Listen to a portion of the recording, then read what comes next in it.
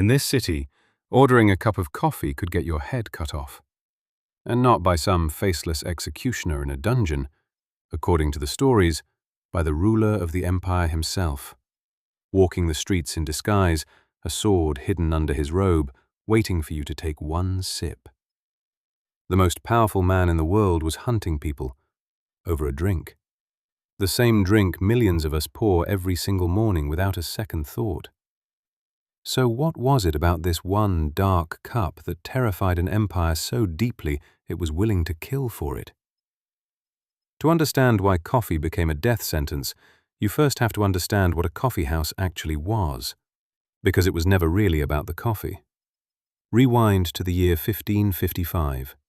The Ottoman Empire is at the height of its power, and its capital, Istanbul, is one of the greatest cities on earth, a crossroads of continents, faiths, and languages. Into this city arrive two merchants from Syria, and they bring with them something the capital has never seen before. A shop that sells nothing but a strange, bitter, dark drink brewed from roasted beans. They open their doors, and almost overnight, they change the city forever. Because coffee, it turns out, does something no other drink of the age can do. Wine and beer dull the mind and loosen the tongue, and in a strict Muslim society, alcohol is forbidden anyway. But coffee is the opposite of wine. It sharpens you. It wakes you up. It clears the fog and lights a fire behind the eyes. For the first time, people had a public place they could go, sober, alert, and stay for hours, talking, arguing, thinking. And that is exactly where the danger was hiding. The coffeehouses of Istanbul exploded in popularity. Within a few decades, there were hundreds of them, tucked into every corner of the city.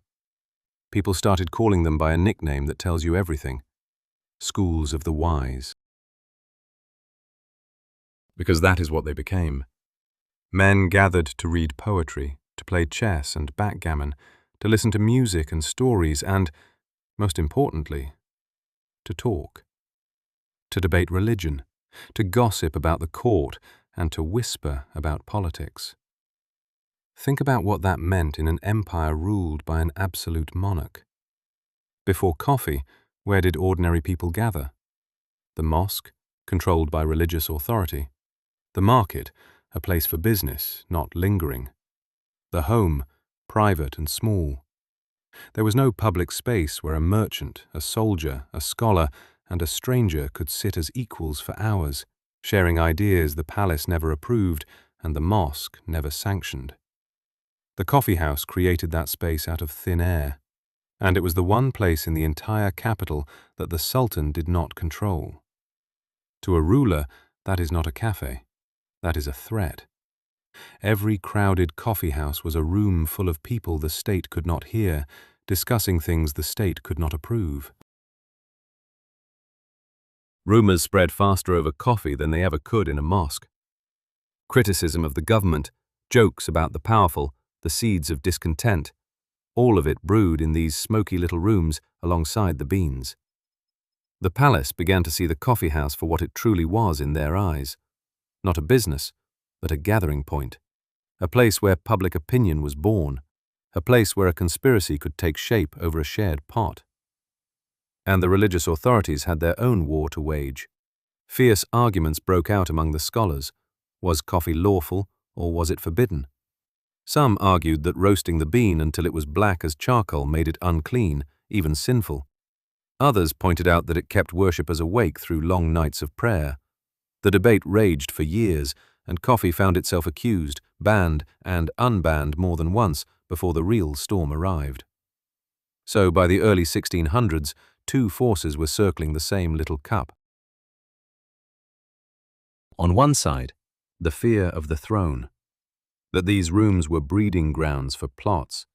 On the other, the fear of the clerics, that this drink was a corruption of the faith. Coffee had become far more than a beverage. It had become a symbol of everything the powerful could not control: free minds, free talk, and a public that had learned to gather on its own terms. All it would take now was one ruler ruthless enough, paranoid enough, and cruel enough to decide that the way to kill an idea was to kill the people drinking it. That ruler was about to take the throne, and the story of what he did to his own people over a cup of coffee is one of the darkest, strangest chapters in the history of any empire. Before we step into his reign, if you're the kind of person who wants the truth hidden behind everyday things, subscribe and stay with me, because this is only the beginning. His name was Murad IV.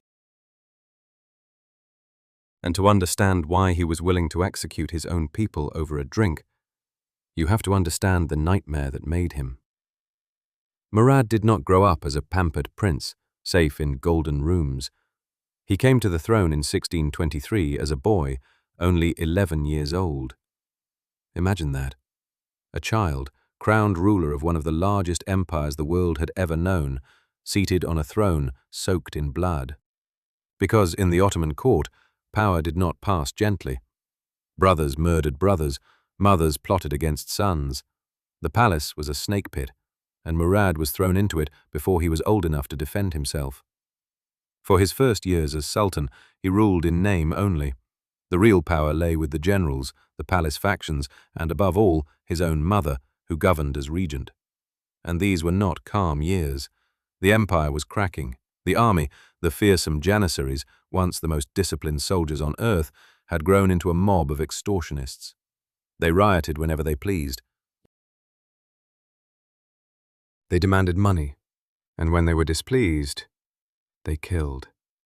On more than one occasion, they stormed the palace and dragged out the Sultan's own advisors, slaughtering them before the boy king's eyes and demanding their heads on pikes. So picture the childhood that forged this man. He watched, powerless, as soldiers murdered the people around him. He saw ministers torn apart.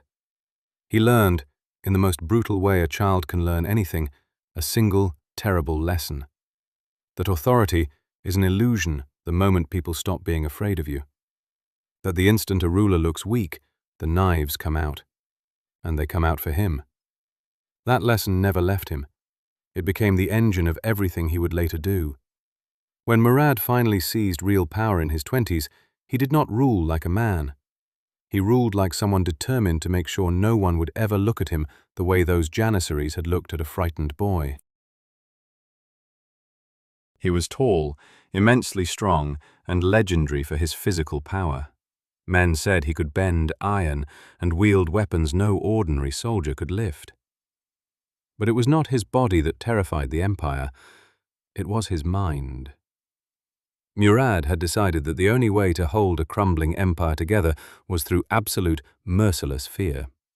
And so he declared war, not on a foreign enemy, but on his own capital. He set out to crush every source of disorder, every pocket of independence, every place where people gathered beyond his reach. He rebuilt the terror of the throne, one execution at a time. Thousands died on his orders. He restored discipline the only way he trusted, by making the price of defiance so horrifying that no one dared test him. It is in this mind, a mind shaped by murder, obsessed with control, convinced that safety only came through fear, that coffee became an enemy of the state. Because remember what the coffee house was to a ruler like this. It was the exact opposite of everything Murad believed in. It was a place he could not see into, a place where men gathered without his permission, spoke without his approval, and passed rumors he could not stop. To most people, a coffee house was somewhere to relax. To a man haunted by the memory of soldiers storming his palace, it was a room where the next conspiracy might already be brewing, where the next mob might be talking itself into rebellion, one cup at a time. And there was a second fear feeding his rage: fire. Istanbul was a city of wooden houses packed tight together, and it burned with terrifying regularity. Coffee houses, full of open flames and smokers, were blamed for some of the worst blazes. To Murad, the coffee house was a threat on every front at once: a fire hazard, a rumor mill, and a breeding ground for the kind of plot that had haunted him since childhood. So he made a decision that only a man like him could make. He would not regulate the coffee houses. He would not tax them or watch them. He would erase them. and he would make the punishment so extreme that the very memory of gathering over coffee would fill people with dread. He ordered every coffee house in the capital shut down. He banned the drink outright. And then he attached to that ban a penalty that turned an ordinary morning ritual into a game of life and death. But it was not the law itself that made Murad's reign a legend of horror. It was how he chose to enforce it. Because this sultan did not simply issue a decree and leave the executions to his guards. According to the stories that survived him, he decided to hunt the guilty personally, and what he did next earned him a place among the most feared rulers who ever lived. He put on a disguise, and he went out into the night to kill. This is the image that history remembers most vividly about Murad IV, and it is worth pausing on, because it tells you everything about the kind of terror he built. The stories say the Sultan would shed his royal robes, dress as a common man, and slip out of the palace after dark, into the winding streets of his own capital. Sometimes alone, sometimes with a single trusted companion, a sword hidden beneath his cloak. And he would walk. He would listen at doorways.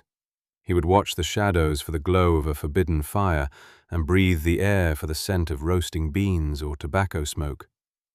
And when he found someone breaking his law, a man quietly drinking coffee, a shopkeeper serving it in a back room, a soldier sharing a pipe, he did not call for the guards. He did not arrange a trial. According to the legend, he drew his sword and killed them on the spot. There, in the street, in the dark.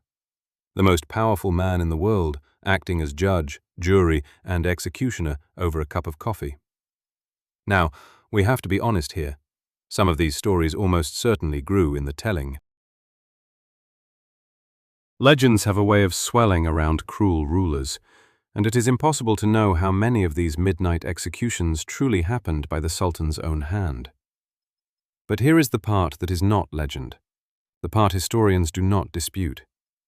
The fear was real. The executions were real. Under Murad's reign, thousands of people were put to death for breaking his bans. Coffee and tobacco carried a death sentence, and that sentence was carried out again and again until the message was carved into the mind of every citizen.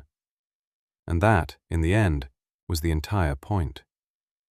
Because a ruler like Murad understood something chilling about human nature. He knew he could not station a guard in every room, watch every doorway, or listen at every window. There were too many people, too many hidden corners, too much of a vast city he could never fully control. So he did not try to catch everyone. He did something far more efficient. He made the punishment so extreme, and the possibility of being caught so terrifyingly personal, that people policed themselves. Think about what that does to a city. You are sitting in a back room with a friend, a small cup of coffee cooling between you.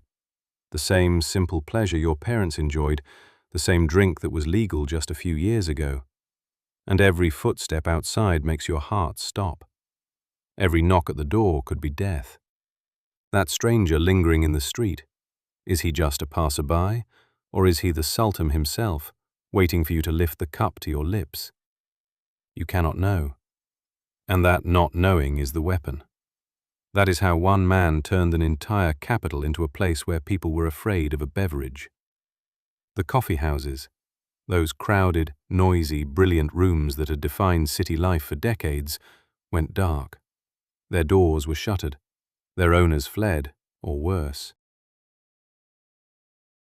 The great gathering places, the ones that had frightened the throne precisely because they were so alive with talk and argument and thought, fell silent, almost overnight.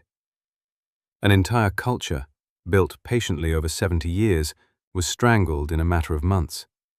Not because coffee had suddenly become dangerous, but because a frightened, ruthless man had decided that a silent, terrified city was a safer city than a free one. And it worked.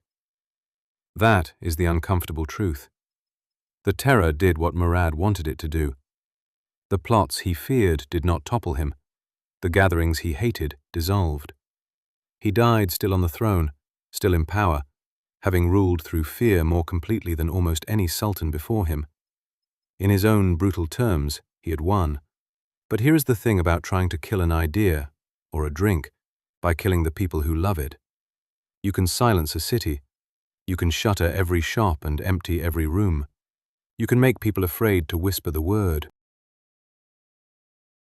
But you cannot reach into the human craving itself. You cannot execute a habit that millions of people already carry inside them. The coffee did not disappear. It went underground. It waited. It survived in secret, in trembling hands and locked back rooms, biding its time. And the moment the man who hunted it was gone, the moment that iron grip finally loosened, everything he had tried so violently to destroy came rushing back. Not quietly, not cautiously, but louder, stronger, and more unstoppable than ever before. And what happened next would prove, once and for all, that the Sultan had been fighting a war he was always going to lose. Here is what makes this story even stranger than it already is. Murad IV was not the first ruler to declare war on coffee, and he would be far from the last. Because long before a sultan was stalking the streets of Istanbul with a sword, this dark little cup had already been put on trial and condemned to death more than 100 years earlier in the holiest city in the Islamic world. Travel back to the year 1511, to Mecca. Coffee is still young here, still spreading out from the mountains of Yemen where it was first brewed by mystics who used it to stay awake through long nights of prayer and devotion. In Mecca, the drink has caught fire. People gather in the evenings to sip it, to talk, to enjoy the strange lift it gives them. And then, one night, a powerful local governor sees something that makes his blood run cold. He is leaving a mosque after prayer, and he spots a group of men in a corner, drinking coffee, preparing, he assumes, to stay awake through the night. To him, it looks suspicious, organized, almost defiant. And in that instant, the very same fear that would one day grip Murad grips him too. What are these men really doing? What are they really discussing, awake and alert while the city sleeps? So the governor does something remarkable. He puts coffee itself on trial. He summons legal scholars, doctors, and religious authorities and demands a ruling. Is this drink lawful, or is it a corruption to be banned? A physician is brought in who declares that coffee is bad for the body. The scholars debate, and in the end, they condemn it. Coffee is declared unlawful. Barrels of it are dragged out and burned in the streets. Merchants are punished. The drink that would one day conquer the entire planet is, in the holiest city of Islam, sentenced to the fire. And yet, and this is the pattern you need to see forming, it did not stay banned. Word of the Mecca ban reached higher authorities in Cairo, and they were baffled. Coffee was not forbidden there. The Sultan himself was said to enjoy it. The ban was overturned. And the governor who tried to kill coffee? He fell from power not long after, and by some accounts met a grim end of his own. The drink he tried to destroy simply outlived him. Do you see it yet? The same story, playing out again and again across time and across borders. A man in power looks at a room full of people drinking coffee, and instead of a beverage, he sees a threat. He sees people awake when they should be asleep, talking when they should be silent, gathering when they should be scattered. And every single time, he reaches for the same tools: the ban, the fire, the punishment, the fear. And every single time, the coffee wins. Because it was never really about the coffee. That is the secret hiding at the bottom of the cup. From Mecca to Istanbul, what these rulers were truly afraid of was not caffeine. It was what coffee made possible. It was the awakened mind, the unsupervised gathering, the conversation they could not hear and could not control. Coffee was the first great social drug of the modern world, a substance that did not dull people into obedience, but sharpened them into awareness. And, to a certain kind of ruler, An awake and talking population has always been the most dangerous thing on earth. This fear would follow the bean out of the Islamic world entirely and into Europe, where it would trigger a panic all its own. When coffee first arrived in Christian lands, some called it the bitter invention of Satan, a Muslim drink too dangerous for the faithful to touch. There were calls to ban it outright, to condemn it as sinful before it could spread. The pressure grew so intense that the matter was pushed all the way up to the highest religious authority in Europe, a decision that would land, unbelievably, on the desk of the Pope himself. The fate of coffee in the entire Western world now hung on the judgment of one man. And what he decided to do, after tasting the forbidden drink for himself, would change the course of history in a way not a single one of coffee's enemies could ever have imagined. The Pope tasted it. And then he did the last thing coffee's enemies ever expected.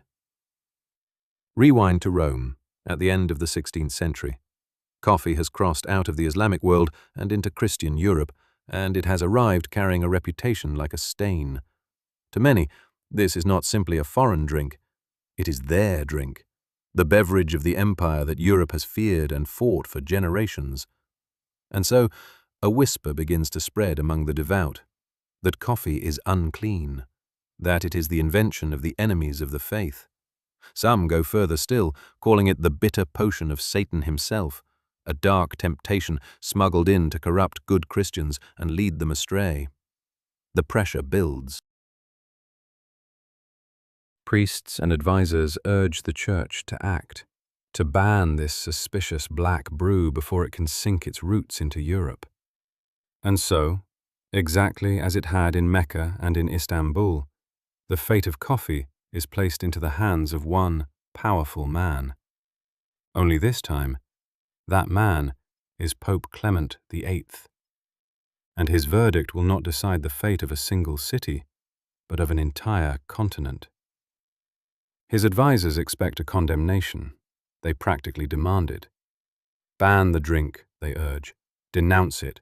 Save the faithful from this heathen poison. But Clement is a careful man, and before he passes judgment, he does something almost no ruler in this entire story ever bothered to do. He asks to taste it for himself. Picture the scene. A cup of the forbidden drink is prepared and carried to the Pope. The room is tense. Everyone is waiting for him to recoil, to grimace, to confirm that this is indeed the devil's work. He lifts the cup. He breathes in that rich, dark aroma, and he drinks. And according to the story that has echoed down the centuries, the Pope is delighted. The drink is not vile at all. It is wonderful. And then he says the words that would flip the entire history of coffee on its head. This devil's drink, he declares, is so delicious that it would be a shame to let only the unbelievers enjoy it. So he will do something clever, something that turns the whole panic inside out. He will baptize it.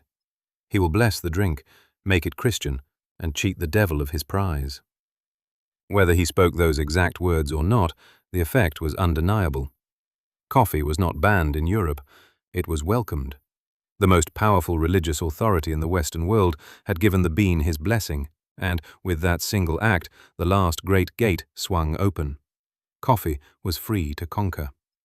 And conquer it did, faster and more completely than any of its enemies could have dreamed.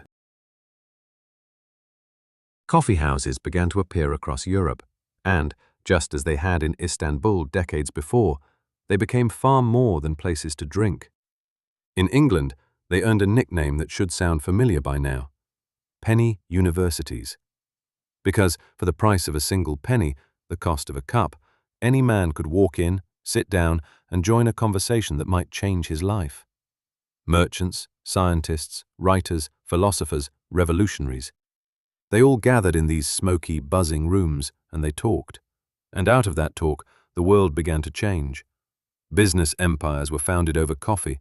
Newspapers were read aloud and debated in these rooms.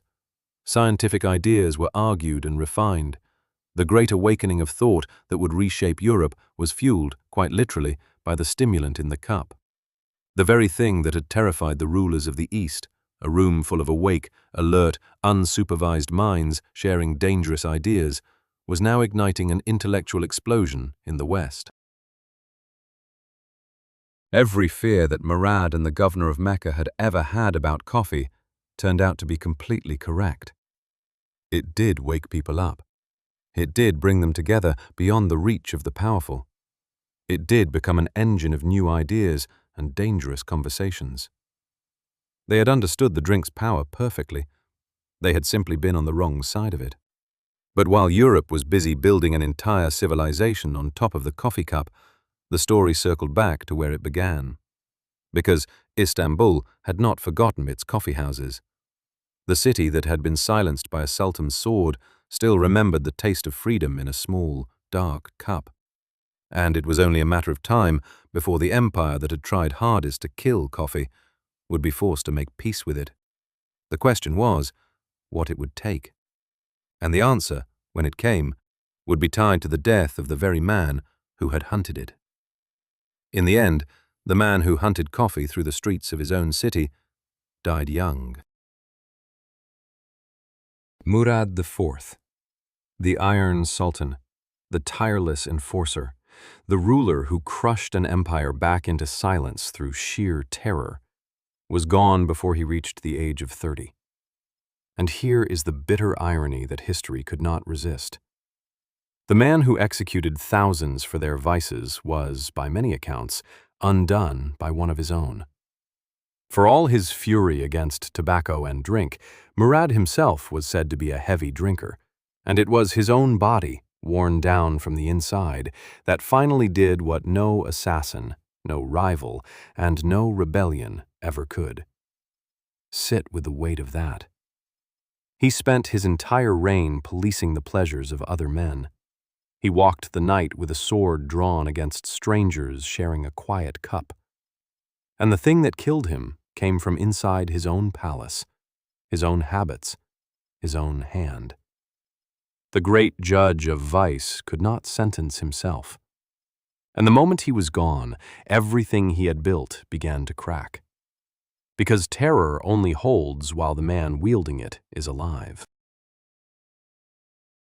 Fear is not a foundation, it is a held breath. And the instant that iron grip released, the whole city exhaled at once. The coffee that had survived in locked back rooms, in trembling hands, in gatherings whispered behind bolted doors, came surging back into the daylight. The death sentence on coffee did not outlive the man who wrote it.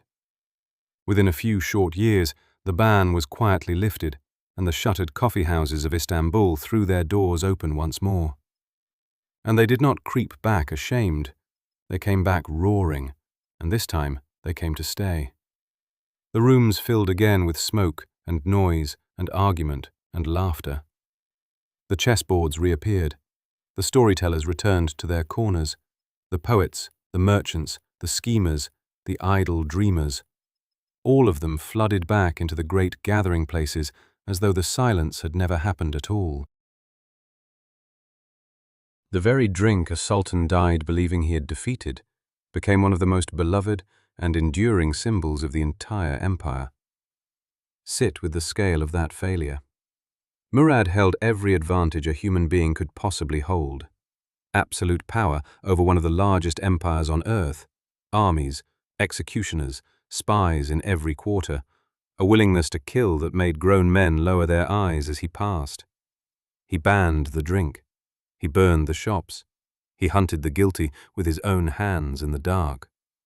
He spent years and untold lives trying to erase coffee from his world. And he lost. Not slowly, not partly, completely. Within a single generation of his death, it was as if his entire war had never been fought. Because that is the lesson buried at the very bottom of this story. You cannot kill a habit by killing the people who hold it. You cannot execute a craving out of existence. You can silence a city for a season. You can drive a pleasure underground, make men afraid to whisper a single word. But the moment the fear lifts, the thing you tried to destroy comes back stronger than before, precisely because people learned exactly how much they were willing to risk for it. Every ban was really an advertisement. Every execution only proved how badly people wanted the very thing being torn out of their hands. And here is the truth Murad never grasped, the truth that doomed his war before it began. He was never fighting a drink. He was fighting the conversation the drink made possible. He understood, correctly, that a room full of awake and talking men was more dangerous to a throne than any foreign army massing at the border. Ideas do not need a sword. They need a table, a cup, and someone willing to listen. That is what he was trying to burn. And that is a fire no blade has ever put out. So the enforcers who declared war on coffee understood its power perfectly. They saw, with terrible clarity, that this dark little cup woke people up, drew them together, and set their minds alight. They were right about all of it. Their only mistake was believing something that powerful could ever be stamped out by force. But the story does not quite end in the coffeehouses of Istanbul, because the very empire that once tried to execute this drink out of existence was about to do something almost no one expects. It would take the bean it had hunted through its own streets, carry it hundreds of miles across a continent, and leave it, abandoned, in the mud, outside the gates of a foreign city, in a way that would change the entire history of Europe forever. The year is 1683, and the largest army the Ottoman Empire has ever sent into Europe stands at the gates of Vienna. Tens of thousands of soldiers, a siege that has ground on for 2 months, a city starving, exhausted, one push away from falling. And behind those Ottoman lines, in the great sprawling war camp, sits something no one on the walls understands yet. Sacks upon sacks of small, dark beans, carried hundreds of miles from the very empire that had once hunted this drink through its own streets. Think about that for a moment. The bean a sultan had tried to burn out of existence, the drink men were once executed for sharing, was now marching across a continent inside the baggage of the imperial army. The empire had not just made peace with coffee, it had adopted it so completely that it could not go to war without it. And then the siege broke. A relief army descended on the Ottoman camp and shattered it. The invaders fled in the night, abandoning everything, tents, weapons, gold, and those strange dark sacks left behind in the mud. The people of Vienna poured out to pick through the wreckage of the army that had nearly destroyed them, and they found the beans, and they had no idea what they were holding. Some thought it was camel feed. Others were ready to burn the whole pile as garbage. And here is where one man changes everything. There was a figure in that city who had lived among the Ottomans, who had spied behind their lines, who had tasted this drink and knew exactly what those worthless-looking beans truly were. By many accounts, it was he who claimed the abandoned sacks, and it was he who understood that the enemy had left behind not garbage, but treasure. He took the spoils of a broken army and did something no conqueror would have imagined. He opened a coffee house. Now, hold the full weight of this. A sultan in Istanbul had spent his reign trying to erase coffee from the earth. He burned the shops. He hunted men in the dark.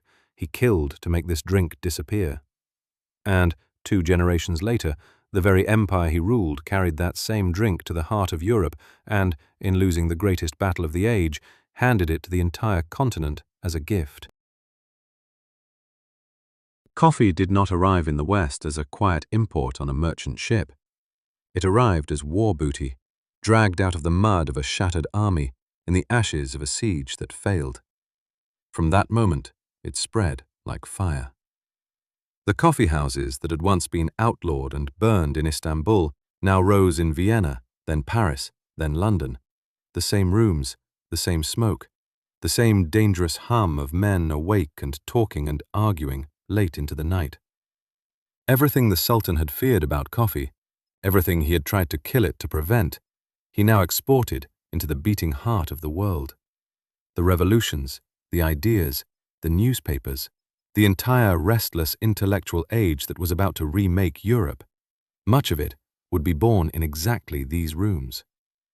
So who really won? The ruler who wielded absolute power, who commanded armies and executioners and spies, who killed thousands to stamp this drink out of existence? Or the small dark bean left behind in the dirt outside a foreign city that quietly went on to conquer the entire world? He had every weapon a man could hold. It had nothing but the fact that people could not live without it. And it buried him. It outlived his empire. It sits in your cup this very morning, and his name is a footnote to the drink he died trying to destroy. That is the crime hidden inside your morning cup, not the caffeine, not the ritual, but the forgotten war. The men executed, the shops burned, the Sultan who walked the night with a drawn sword against a drink, and lost so completely that today we cannot even imagine the world he was fighting for. Every ordinary thing on your table has a story like this behind it, soaked in fear and blood and stubborn human desire. You just have to be willing to look. And that is exactly what this channel exists to do. If this story changed the way you see something as simple as a cup of coffee, then subscribe. Because the ordinary objects around you are hiding histories far darker and far stranger than you have ever been told, and I am going to show you every single one of them.